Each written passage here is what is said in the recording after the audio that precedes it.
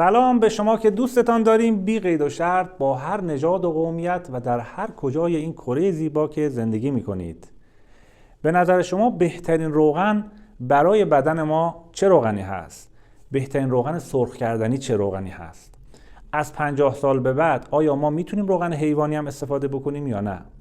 آیا روغن هایی که امروزه تحت عنوان روغن کانولا، روغن کلزا، روغن آفتابگردون هست قابل اعتماد هستن یا نه؟ آیا ما فقط بایستی روغن گیاهی استفاده بکنیم و روغن های مایع یا روغن های جامد هم میشه استفاده کرد؟ در این ویدیو میخوام در مورد روغن های صحبت بکنم که شما با خیال راحت استفاده بکنید، کبدتون چرب نشه، دیابت نگیرید و دچار سکته نشید.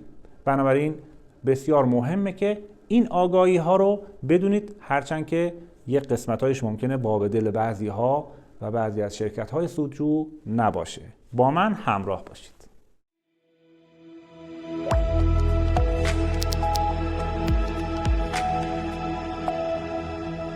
عزیزان، سلامتی مثل یک صندلی هست که 4 تا پایه داره.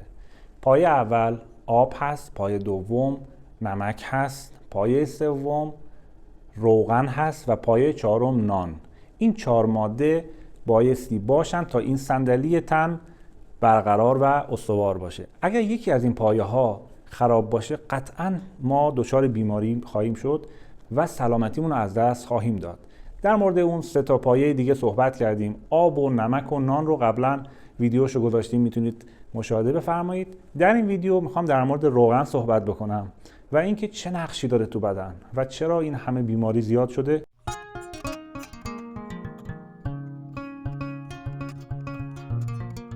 عزیزان، روغن‌های خوراکی 2 تا منشأ داره و الان در این شرایط امروزی یک روغن دیگه‌ای رو هم اضافه کردن که منشأ خوراکی نداره. توضیح خدمت شما خواهم داد.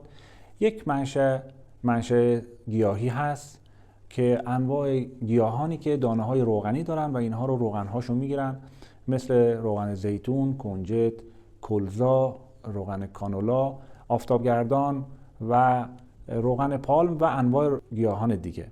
یک منشأ هم هست روغن‌های حیوانی هست که قدیمی‌ها بیشتر استفاده می‌کردن، روغن زرد، روغن کره، روغن‌های دنبه، روغن پی و این هم یه منشأ روغن هست که حالا توضیح میدم اینها رو چطوری استفاده بکنید، چه میزان، چه کسانی میتونن استفاده بکنن و چه فواید و چه مضراتی داره. و روغن سوم که روغنی هست بیشتر با هدف سودجویی و سودمحوری توسط شرکت‌های کلان داره تولید میشه. این روغنی هستش که در مواد غذایی مختلف داره استفاده میشه و در روغن‌های دیگه دارن مخلوط میکنن. این روغنی هستش که از پالایشگاه‌های نفت به دست میاد، منشأش نفت خام هست و در اثر تصفیه‌های مختلفی که انجام میشه روش پارافین مایع هست که این پارافین مایع رو در واقع میارن در سیستم خوراکی انسان قرار میدن و در مواد غذایی مختلف استفاده میشه و در روغن‌های سرخ کردنی هم یکی از پایه‌ها و اساس‌های اون هست. بنابراین این 3 تا منشأ رو میخوام توضیح بدم خدمتتون.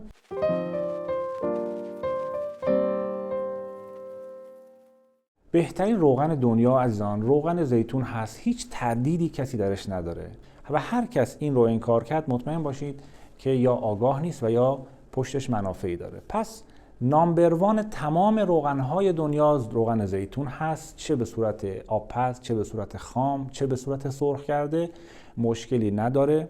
ولی در مورد سرخ کردنی هم من در انتهای ویدیو خواهم گفت، چون یک سری مسائلی هست که شما باید آگاه باشید. در مورد سبک آشپزی هست، اتفاقاتی که بعد از سرخ کردن میفته و اثراتش روی بدن ما رو حتما بایستی خانم‌های خانه‌دار اینو بدونن. بنابراین روغن زیتون روغن فوق‌العاده‌ای هست که باعث نرم کردن عروق میشه، دوست قلب ما هست، کلسترول بد و پایین میاره، HDL رو بالا میبره، چربی مفید خون رو افزایش میده، اجازه نمیده ما سکته بکنیم، اجازه نمیده آلزایمر بگیریم، رفع یبوست میکنه، برای مفاصل ما خیلی خوبه، برای آرتروز، روماتیسم اینا خیلی مفید هست و خواصش یک صفحه پر شما میتونید سرچ بفرمایید در مورد روغن زیتون. بنابراین روغن زیتون برای تمام سنین عالیه، تمام افراد عالی هست، کسانی که چه سالم هستن و چه بیمار هستن روغن زیتون استفاده بکنن. اما چه روغن زیتونی؟ قطعا روغن زیتونی که بکر هست، روغن زیتونی که در دمای کم روغن گیری میشه، اصطلاحاً کولد پرس هست، و روغن زیتونی که با بو هست. عزیزان برای اینکه بو رو از روغن زیتون بگیرن مواد شیمیایی اضافه میکنن که این روغن رو مضرش میکنه. سعی بکنین که آرام آرام ذائقه افراد خانواده رو به سمت روغن زیتون بکر خوردن سوق بدید. قطره قطره روغن رو تو غذا اضافه کنید، هر روز یه قطره، هر روز 2 قطره، روز بعد 3 قطره، همونطوری آرام آرام بچه‌ها میبینید روغن زیتون خور میشن. خیلی‌ها پرسیدن چطوری تشخیص بدیم این روغن زیتون خوبی هست یا نه. ببینید عزیزان 2 تا کار میتونید انجام بدید. یکی این که روغن زیتون رو در یک ظرف شیشه‌ای بذارید داخل یخچال و اجازه بدید 4-5 روز بمونه. این روغن زیتون بایستی مثل روغن زرد ببنده، اصطلاحاً جامد بشه و سفت بشه. اگر دیدید که یک قسمتایی توش مایع بود، یک قسمتایش بس، این روغن ناخالصه، ناخالصی داره و همش روغن زیتون نیست و توش تقلب شده. راه بعدیش هم اینه که اگر فتیله‌ای داشتید بزنید به اون فتیله و اجازه بدید که آتیشش بزنید. اگر دود کرد این نشانه اینه که روغن زیتون غیر طبیعی هست و ناخالصی داره. روغن زیتون طبیعی نبایستی دود بکنه در موقع سوختن در این حالت. روغن بعدی روغن کانولا هست که در کامنت هایی که دادین خیلی سوال کردین این چه روغنی هست و مفید هست یا نه. در واقع همون گیاه کلزا بوده که کلزا رو روش اصلاح ژنتیک کردن، دستکاری ژنتیک کردن و اسید اوروستیکی که در روغن کلزا زیاد بود این رو کمش کردن و در کشور کانادا هم خیلی روی این روغن کار کردن و الان در حجم انبوه داره تولید میشه که این روغن در واقع همون روغن دستکاری شده کلزا هست که گیاه کلزا یا منداب به عنوان دافع حشرات استفاده می شده، به عنوان سموم استفاده می شده در کشاورزی قدیم و همین الان در مزارع شمال ایران هم که کلزا زیاد می‌کارن اثر گذاشته روی زنبورهای اونجا و کسانی که کندودار هستن حتی شاکیان که زنبورهاشون دچار مشکلات و اختلال‌هایی شدن که حتی به کندو برنمیگردن و یک سری مسائلی که شیوع پیدا کرده. چون این گیاه یک گیاهی هستش که خیلی جنبه خوراکی نداره و بیشتر در مصارف صنعتی، صابونسازی، مصارف آرایشی بهداشتی و در چرخدنده‌ها و اینها قدیم استفاده می شده و الان اومده تو سیستم خوراکی. و گیاه کانولا هم که دستکاری شده همون گیاه کلزا هست در واقع این هم روغن مناسبی خیلی نیست برای سلامتی و البته ناگفته نمونه که تحقیقاتی که انجام شده بود نشون داد که این روغن بعد از 10 سال مصرف یعنی به مرور زمان آرام آرام روی بدن تأثیر میذاره و خودش رو نشون میده، باعث اختلالات حافظه میشه، باعث ایجاد آلزایمر میشه و تحقیقات نشون داده بعد از مصرف 10 سال خودش رو نشون میده، یعنی عوارضش دیگه آشکار میشه، به مرور زمان اثر میذاره. من توصیه نمیکنم به مصرف این روغن، خصوصا برای افرادی که بالای 50 سال سن دارن و این روغن روی پلاکت های خون اثر میذاره، واسه افت پلاکت ها میشه و عوارض دیگه خودتون میتونید مطالعه بفرمایید. عزیزان دانه های روغنی دیگه هم هستن که امروز ازشون روغن گیری میشه، مثل پنبه دانه، مثل سویا، ذرت، آفتابگردان. اینها روغن های گیاهی هستن که با حرارت به شدت سریع واکنش میدن و تحملشون کمه به حرارت و خیلی زود ناپایدار میشن و این ناپایداری باعث ایجاد یک سری رادیکال های آزاد آلدهیدها میشه که این مواد خطرناکی هم برای قلب، برای عروق، برای کبد، ایجاد کبد چرب میکنن، ایجاد دیابت میکنن، ایجاد یبوست میکنن و روغن های مناسبی در واقع خیلی نیستن، ارگانیک نیستن و تراریختن، دستکاری ژنتیکن.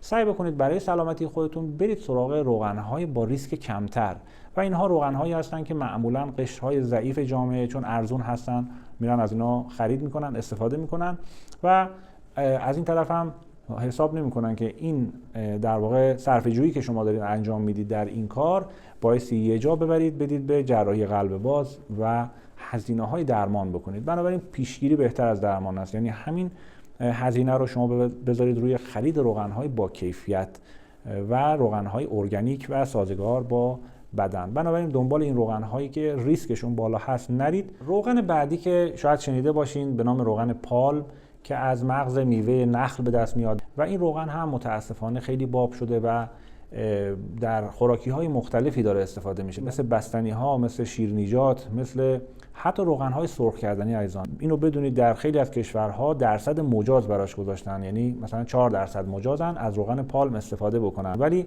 در کشورهایی مثل ایران که خود مسئولینش گفتن حدوداً در بعضی روغن ها تا 70% پالم استفاده میشه و این روغن هم باعث بیماری های قلب و عروق میشه، چسبناک هست و در شکلات ها و صنعت شیرینی‌سازی اینا استفاده میشه و این روغن پالم عزیزان در ترکیب با سایر روغن‌های صنعتی و اینها وارد جیره غذایی مردم میشه که بهتره که دقت بکنید در انتخاب روغن و متأسفانه روی بطری‌های روغن هم شما ببینید روغن‌های سرخ کردنی که نمی‌نویسن چه روغنی که از کجا تهیه شده و چه ماده‌ای داخلش هست و این هم یکی از اون مواردی هست که بایستی برای سلامتی خودتون بهش توجه بفرمایید.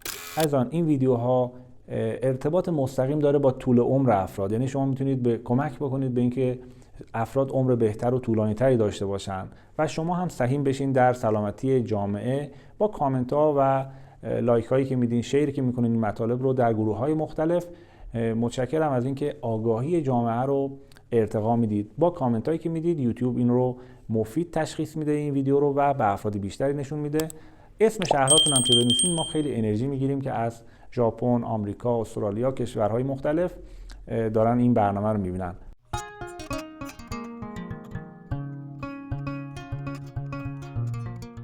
عزیزان من میخوام در اینجا یه روش خیلی ساده رو خدمت شما بگم که شما در منزلتون بتونید بفهمید این روغن خوبی هست و روغن سالمی هست یا نه. یکی این که روغن نباید زود دود بکنه و وقتی که شما میپزید این روغن اون نقطه دودش اصطلاحاً بایستی بالا باشه و درجه تحمل دماییش بایستی بالا باشه. روش تشخیص بعدی که خدمت شما میگم عزیزان، روغن سالم هیچ وقت چسبناک نیست. روغن ناسالم هست که میچسبه به دستتون، به بطری، به ظروف، روی گاز، کاشی آشپزخونه. دیدین بعضی مدتی میبینید که یه لایه چسبناکی روی این جداره های کاشی یا گاز شکل گرفته. این همون روغن ناسالمیه که درون بدن ما هم که میره این چسبندگیش باعث بیماری های مختلف میشه، باعث یبوست میشه و دمای بدن ما دمای خیلی زیادی نیست، حدوداً 37 تا 40 درجه اندام های مختلف دما داره. این روغن نمیتونه کارش بکنه و این روغن سفت میشه و باعث اختلال در کبد میشه، باعث کبد چرب میشه، باعث دیابت میشه، باعث اختلالات جنسی میشه و باعث نازایی میشه حتی.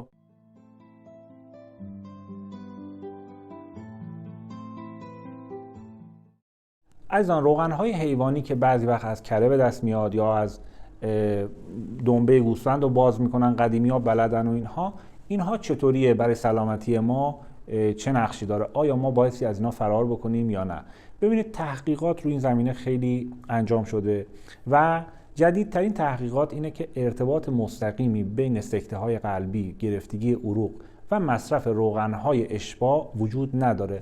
اشباع که میگم این روغن‌های جامد حیوانی هست، نه روغن‌های جامدی که در اثر هیدراته کردن روغن‌های مایع به دست میاد. نه، اونا روغن‌های صنعتی هست که همون روغن‌های چسبناکی هستش که بخش زیادش پالم و پارافین و اینها هست و ما اونها رو برای سلامتی شما صلاح نمیدونیم.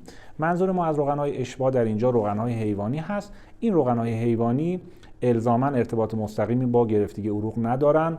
اتفاقاً کسانی که ورزش میکنن، فعالیت بدنی میکنن و کار میکنن به راحتی میتونن استفاده بکنن و این روغن‌ها رو بر اساس شرایط افراد بایستی تشخیص بدیم و این روغن‌ها خواص جالبی هم داره. در زیبایی پوست موثره، در پیشگیری از بیماری‌های گوارشی، رفع بیماری‌هایی مثل بواسیر و اینها اثبات شده موثره و برای کسانی که میخوان یه مقداری آبرسانی به بدنشون بیشتر انجام بشه و از خشکی و اینها در بیان تراوت بیشتری پیدا بکنن، این روغن‌ها رطوبت رو در بدن نگه می‌داره و روغن‌های بسیار خوبی هست. هم روغن حیوانی، روغن کره، روغن زرد رو میتونید با برنج و اینها استفاده بفرمایید و در سنین بالای 60 سال کسانی که فعالیت بدنی ندارند اینها خیلی خیلی کم استفاده کنن یا حذف کنید، روغن زیتون استفاده بکنید که این خیلی براشون بهتره. ولی در بچه‌ها هیچ مشکلی نداره چون بچه‌ها پویایی دارن، بازی میکنن، فعالیت دارن. در افرادی که کار میکنن همچنین و این روغن‌های حیوانی عزیزان هم انرژی خیلی زیادی به ما میده، باعث گرمای بدن میشه، خصوصا در مناطق سردسیر. در فصل سرد شما از روغن‌های حیوانی بیشتر استفاده بکنید چون بدنتون رو گرم میکنه. میخوام یه روشی هم خدمت شما بگم، کسانی که روغن دنبه رو حتی میخوان استفاده بکنن، با این روش بتونید روغن دنبه استفاده بکنید که یه مقداری اون اسیدهای چربش رو اصلاح میکنه و با این سبک که شما درست بکنید در واقع باعث گرفتگی عروق و رسوب در عروق هم حتی نخواهد شد. حتی افراد بالای 60 سال هم میتونن از این روغن استفاده بکنن، البته نه زیاد و به صورت افراطی، نه به صورت متعادل. و این روغن با این سبک دیگه کلسترول هم بالا نخواهد برد، البته به میزان متعادل. در این روش شما به ازای 4 کیلو دنبه 2 لیوان ماست بریزید، 1 لیوان هم سرکه طبیعی و ارگانیک سیب، چند تا دونه هم هل هم بریزید و بذارید در واقع با اون سبکی که خودتون بلدید از روغن دنبه رو باز کردن، روغن دنبه رو که خورد میکنید و با این ترکیب میکس میکنید، چند ساعتی که روی حرارت میجوشه آرام آرام این روغنی که آزاد میشه صاف میکنید و اون روغنی که به این شکل به دست میاد یه روغن فوق‌العاده‌ای هست برای مصرف. البته کسانی که از بوش بعدشون میاد میتونن یک پیاز بندازن داخلش، بوش هم حتی کم خواهد کرد و این روغن بسیار جالب و مفیدی برای شما خواهد بود.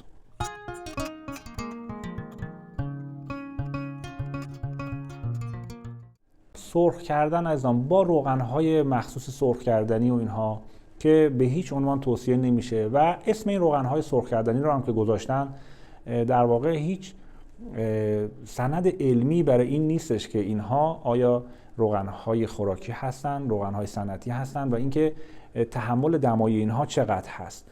بنابراین اینها کلاً مردود هست و اگر شما عادت دارید به غذای سرخ کردن، اینو بدونید که سرخ کردن غذاها برای شما عوارض داره، حتی با روغن‌های خوب. و من در ادامه میخوام به شما بگم که چه سبکی رو استفاده بکنید که در واقع عوارض این سرخ کردن رو در غذاهاتون کم بکنید. ببینید شما وقتی غذا رو سرخ میکنید در واقع دارید ماده غذایی رو تهی میکنید از مواد غنی و ویتامین های اون، چون ویتامین ها ساختاراش به هم میریزه، مواد غذاییش به هم میریزه و وقتی که سرخ میشه تو حرارت بالا اون آب داخل اون ماده غذایی در واقع تبخیر میشه و اون بخار آبی که میره روغن رو جذب میکنه و اون ماده غذایی کالریش میره بالا. اثر بعدی که ماده سرخ کردنی داره اینه که ایجاد آلرژی میکنه در بدن، چون بدن انسان نمیتونه اون رو تشخیص بده، اون ساختار مولکولی اون تغییر کرده و وقتی که اون ماده غذایی میرسه به سلول ها یک ماده به نام هیستامین ترشح میکنن دور خودشون که عوارض میده، آلرژی میده و شما میرید آنتی هیستامین استفاده میکنید، در صورتی که این بخش زیادیش به خاطر مصرف غذاهای سرخ شده هست. مصرف غذاهای سرخ شده دیابت رو تشدید میکنه، مقاومت به انسولین میاره، کبد چرب میاره، چاقی میاره. بنابراین سرخ کردنی ها رو به حداقل برسونید، ولی اگر میخواین گاهی وقتی ماده غذایی رو سرخ بکنید به صورت تفریحی، نه اینکه به صورت روزانه و یومیه، چون مردم خانم ها متاسفانه الان فکر میکنن هر غذایی که سرخ نشه خیلی خوشمزه نیست، در صورتی که اینجوری نیست و باعثی تغییر سبک آشپزی بدید. اینجا خیلی بحث مهمیه. کسانی که یک دوره سرخ کردنی ها رو حذف میکنن شاهد این مسئله خواهند بود که اعصابشون آرومتره. یعنی کسی که سرخ کردنی رو کم میکنه اعصاب خانواده‌اش آرامترن، به دلیل اینکه کبدشون راحت‌تر، ترشح صفرا کمتر میشه. اینا مباحث مربوط به طب سنتی هم هست اینجا خدمت شما میگم. و کسانی که سرخ کردنی رو کم میکنن تجربه بکنید، هر کسی که حساسیت داره به محضی که سرخ کردنی رو چند ماه استفاده نکنه حساسیتش حداقل 50-60% حداقل خوب میشه، بعضیا تا 90% بهبودی پیدا کردن فقط با حذف ماده سرخ کردنی. حالا اگر خیلی دوست دارید گاهی وقتی سرخ کردنی هم استفاده بکنید عزیزان، با این روشی که میگم و این روغن هایی که میگم استفاده کنید. بهترین روغن برای سرخ کردنی در بین روغن های گیاهی روغن کنجد هست که در واقع اون تحمل حرارتش نقطه دودش بالای 200 درجه هست، حدوداً 210 درجه هست. بعد روغن نارگیل هست، روغن زیتون هست. این سه تا روغن در روغن های گیاهی مناسب هستن برای سرخ کردن و در روغن های حیوانی هم بهترین روغن باز در بین کل روغن‌های حیوانی خصوصا روغن زرد هست که شما میتونید برای سرخ کردنی گاهی وقتی میخواین استفاده بفرمایید از این روغن‌ها استفاده بکنید و تحقیق کردن، آزمایش هم کردن 6 ساعت در این حدود 300 درجه حرارت دیدن کمترین تغییراتی که ایجاد میشه در این روغن‌ها هست. توصیه من اینه که در واقع بیشتر آب پز بکنید، آب هم اضافه کنید که اون شوک دمایی خصوصا کسانی که میذارن روغن داغ میشه و ماده غذایی رو میریزن یه دفعه خوششون میاد از اون صدای جیزی که میکنه خیلی لذت میبرن. این در واقع یک فرهنگ اشتباه هست از حیث سلامتی. با اضافه کردن آب آرام آرام حرارت بالا بردن شما عوارض سرخ کردن رو میتونید بیارید پایین به شرطی با این روغن‌های سالمی که گفتم استفاده بکنید. شاد و سالم و پیروز باشید. خدا نگهدار.